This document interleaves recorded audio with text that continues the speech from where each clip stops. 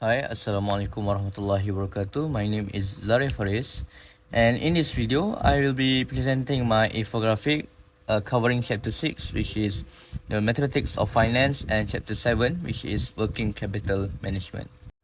Firstly, for Chapter 6, we'll start off with time value of money, or TVM.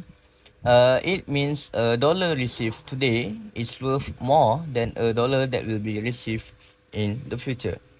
Then for future value and compounding, firstly, future value is the amount of money an investment will grow at a given period of time and interest rate, while compounding is the process of accumulating an interest on an investment over time, while compound interest is the interest earned on both the initial principal and the interest reinvested from prior periods.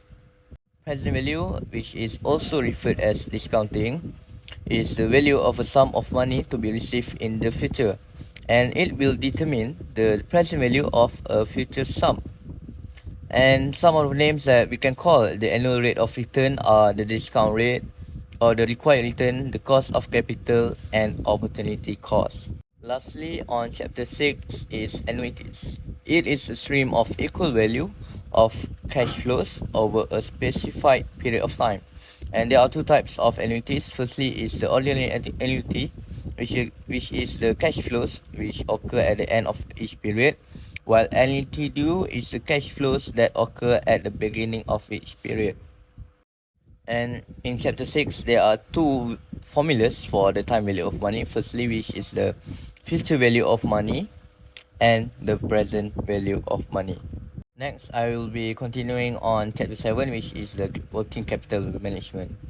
So what is a working capital management? It is the process of ensuring a company is using its financial resources in the most effective possible way. And this involves the risk-return trade-off amount of current asset and source of financing. And in working capital management, there are cash shortage scenario. So these are scenarios that occur during cash shortage, such as the delays of payment to creditors and suppliers, inability to secure materials, low production levels, less amount of finished goods, and low cash flows due to lack of sales. For the working capital policy, there are three, which are relaxed, moderate, and restricted. One of the main differences is the level of risk policy.